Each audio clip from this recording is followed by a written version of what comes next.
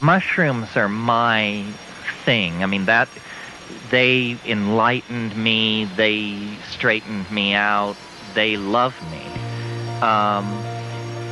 But the way to do mushrooms is the very first move, if you're interested in mushrooms, is, for God's sake, buy a scale.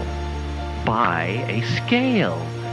I mean, you wouldn't think that this would be considered such an exotic suggestion to people who are going to put their bodies and minds on the line, because people don't take enough. People do not take enough mushrooms. They take pissant amounts and then they claim that they're initiates. You must take a measured 5 dried grams on an empty stomach. Measured. And when you see what that is, you'll realize that, you weren't even camped in the atrium, you were camped in the driveway. Mushrooms, in some ways, I mean, DMT is the most terrifying and astonishing thing in the universe, but it's very hard to know what to do with it. Psilocybin is your friend. It wants to teach. It will take you by the hand and forgive you and lead you and be with you. And it speaks. This is the amazing thing. And you're hearing this from, somebody who graduated from Heidegger and F.H. Bradley. It speaks. No other psychedelic does that, in my experience. Occasionally, a phrase will pop into your head on another substance that is like a gift, an aphorism. But I mean, psilocybin raves. It raves. And it has positions. I mean, you may not like psilocybin as a person, because it is not... the astonishing thing about the psilocybin entity, to my mind, and I get good confirmation of this, is it is not very earthly. I mean, it wants to show you machines the size of Manhattan in orbit around alien stars. It wants to talk about the sweep through of the which happened before the Earth cooled, and it, has seen the empires of the Rull out at the rim and all the rest of it.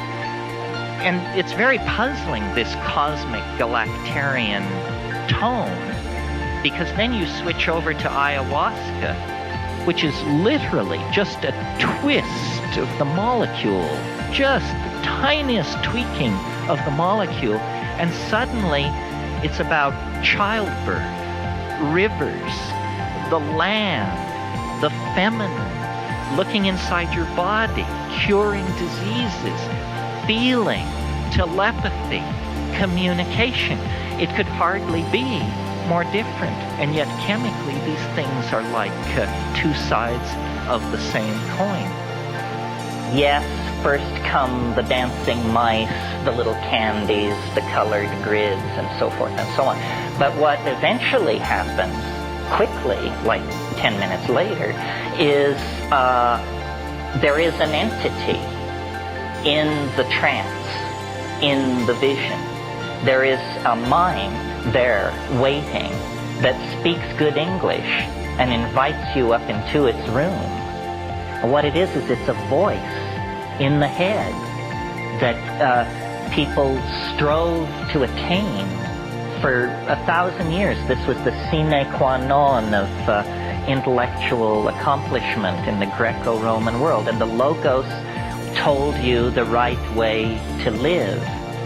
And this is sort of what you get with psilocybin. You get a voice that can confound you with the depth and brilliance of its answers.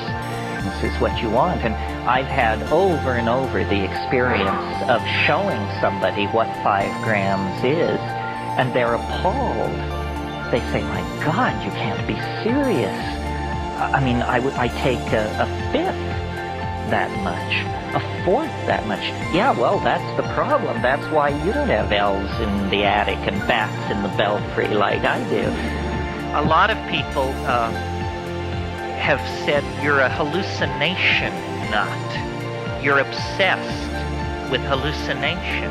I freely admit it. But I will defend my obsession with vision. I think the world wants to be seen. I think Blake was right that the divine imagination is something beheld. And for me, the visions are the proof that this is not my mind. And the visions are the proof that this is not simply chemical chaos in the nervous system. And when we communicate with each other and understand each other, we instinctively reach for visual metaphors. I see what you mean. Look here, fella. She painted a picture. His words were so beautiful. It means that we really associate meaning with seeing something.